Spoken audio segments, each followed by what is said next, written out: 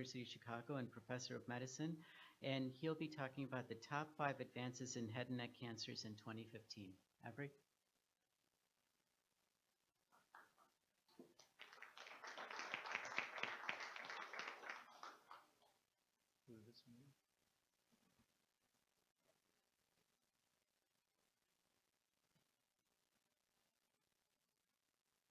All right, thank you very much, Ravi, and welcome everybody. This is the first of the head and neck talks, and I'm going to try and summarize 5 advances in this area that have come in this year. So first is, just for background, as many of you are aware, we're rethinking about staging and prognostic factors in head and neck cancer, and much of that is overridden or dominated by the importance of HPV. And one can rethink then how to stage patients, and that has been done here by Kian Ang and others a few years ago, and depending on T stage and end stage, but then dominantly HPV status and smoking status, you can come into these risk categories. And you see then that there's a group of patients with a very, very good prognosis in this low-risk category on top. And for those patients, a variety of de-escalation strategies are currently being investigated. That they are not standard yet, and they can involve reducing radiation, they can involve reducing chemo, they can involve induction chemotherapy, and they can even involve surgery, in my mind, somewhat paradoxically. Just to show you what that can do, here's an ECOG trial where induction chemotherapy was given. This was presented actually the year before in 2014. And then very good responders got a lower dose of radiation with cetuximab than those who didn't respond as well. And that worked, from best as one can judge from what is a single-arm trial. So when one takes a de-escalation strategy then, what becomes crucial, because you're given in the curative setting less therapy, you want early markers of failure. And there's some work that's going on here. This was published by Nishant Agrawal as senior author in Science Translational Medicine earlier this year, before he came to University of Chicago, where they're trying to monitor tumor DNA using a variety of either HPV or mutations in either plasma or saliva, and were able to find in 9 patients who were positive for HPV-16, in this case at baseline, the recurrence early. So you see here where there is a red button, it means that there was detection of HPV-16 prior to recurrence that was then diagnosed and treatable. There's one patient where there was detection apparently without a diagnosis of recurrence later, and then 5 where there was no such thing, did not recur. The only thing that I took with this is if the prognosis is so good, then having 4 out of 9 failures strikes me a little bit as unusual.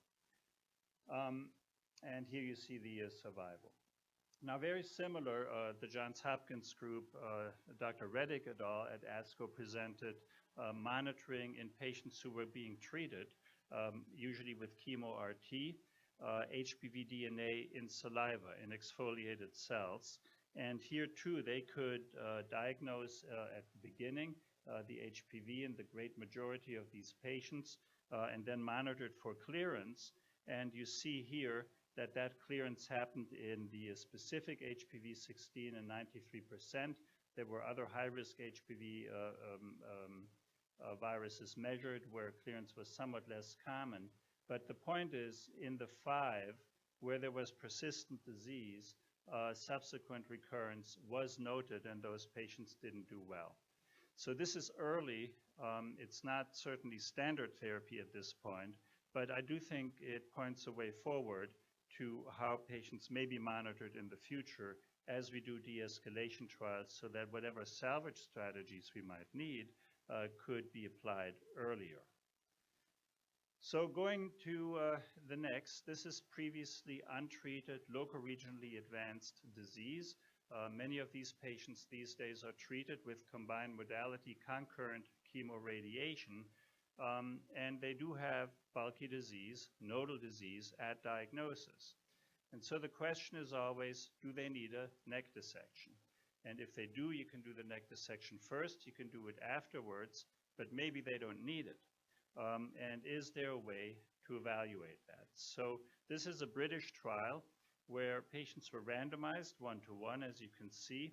They got chemo-RT, but then they either got a neck dissection as part of their treatment, or instead, on the left column here, just got a PET scan at about 10 weeks later, and if that was normal, did not undergo neck dissection.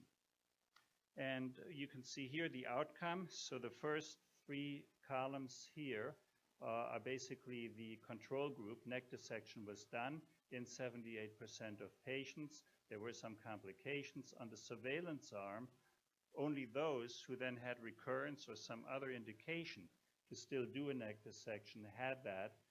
And you see that that rate was very low.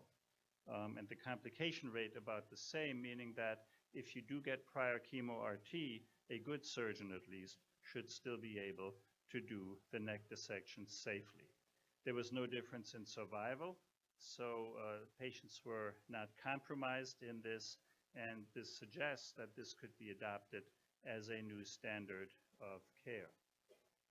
Now, very similar, another neck dissection paper, this really of interest to surgeons because it involves early stage tongue cancer. So these are T1 or T2 lesions, and by definition, in stage 1 or 2, they are node negative as clinically staged or staged by ultrasound or CT scan. But even when they're negative, those tests, patients can recur in the neck. And so there's been this question, should one do an elective neck dissection, if you will, a staging neck dissection, or wait for recurrence, at which point it would be a therapeutic neck dissection. So this is a trial from India, almost 1,000 patients, all treated in one hospital. So, so much for, having power behind clinical trials. Therapeutic node dissection versus elective node dissection. And a stratification here, a little bit by exact location and T stage, and then the assignment to one of these arms. And what you see here is that elective node dissection was beneficial. So it means that there is, in a good number of patients, microscopic tumor in the lymph node, and that a prophylactic elective neck dissection at diagnosis can lead to improved survival. Same for a disease-free survival that you see here. Although it's a little bit striking, we would expect in the United States a better disease-free survival for this kind of an early stage tumor. But nevertheless, in support of an elective node dissection. And that is what they concluded, that overall survival is improved by 12.5%, and the risk of death reduced by 36%, and that similarly disease-free survival is improved. So last few minutes are about drugs. That's what we do as medical oncologists. And first a not so good story and then a good story that my colleague Dr. Seibert will then elaborate on further.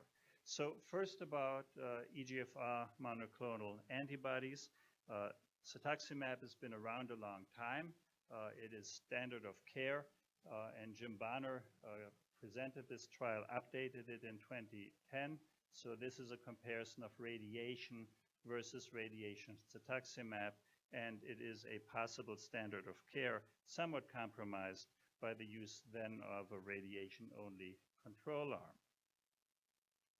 Similarly, for recurrent disease, this is the so-called EXTREME trial conducted by Jan Vermorken in Europe. If you add cetuximab, first-line metastatic or recurrent disease, to platinum and 5-FU, you get a better overall survival. And that is a standard of care.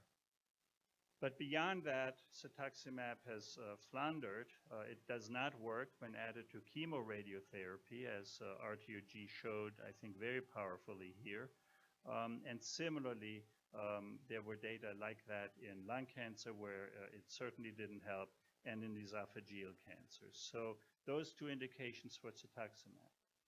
So then along comes panitumumab, and there were two trials, randomized phase 2 trials, called CONCERT for whatever reason, and comparing chemo-RT as a standard arm in the first trial, CONCERT 1, versus chemo-RT plus panitumumab. That's very similar then to the RTOG trial, and in CONCERT 2, a chemo-RT versus substitution, where instead of cisplatin, panitumumab was given. You can see here the results for that were negative in both cases. The control arm, chemo-RT, looking better than the investigational arm. So there was a third such trial presented at ASCO. I didn't do this. So Lillian Su, this is NCIC, looking at cisplatin and radiation as standard versus accelerated radiation plus panitumumab. So it looks a little bit like CONCERT 2, but more oomph to the radiation, 70 gray over 35 treatment days. And same thing, no superiority for sure, and it didn't even meet the boundaries for non-inferiority. So panitumumab, no role in head and neck cancer, and Jeff Crawford, you should be delighted with this. It'll save somebody money. Since I take it, this drug is probably not cheap either. Pembrolizumab, very briefly, Tanguy will talk about it, but it is a major kind of a breakthrough in head and neck cancer in the last year. It's not approved yet the way it is in lung cancer, but it's certainly active, and he will show more about that. But if you just look at response rates, here's HPV, this is total HPV positive, HPV negative. You see it works in both settings at the usual rate of about 20%. And as we've seen in other diseases, those can be very good responses, and they can be long lasting. So in my last slide, to just summarize a little bit, concurrent chemoradiotherapy and organ preservation remain prevalent standards. I think induction chemotherapy can be used as an alternative. De-intensification, and there were no breakthroughs in this year, so I didn't go into that at great deal, but it's certainly under intense investigation using a variety of strategies. The molecular detection of recurrence of HPV positive head and neck cancer from saliva or blood may be possible, and I think that that is a very interesting approach. PET scanning post-chemo RT can replace routine neck dissection, and for early stage oral cancers, an elective node dissection is recommended, accepting those data from India. Cetuximab should not be added to chemo-RT. It can be added to RT. There's no clinical role for panitumumab, and PD-1 inhibitors and maybe PD-L1 inhibitors are active and may soon be a new standard. So thank you very much.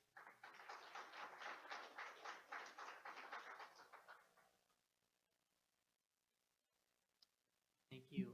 Is there a difference in terms of toxicity profile for patients with HPV positivity versus negativity with the same drugs? Thanks for not asking about fractals.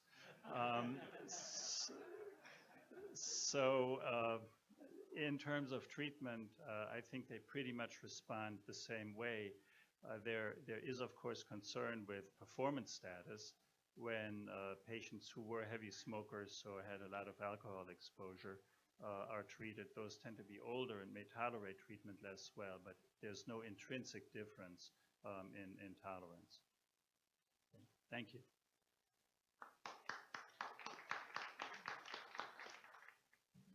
So it's my pleasure to introduce Dr. Heidi Kindler. She's a professor at the University of Chicago.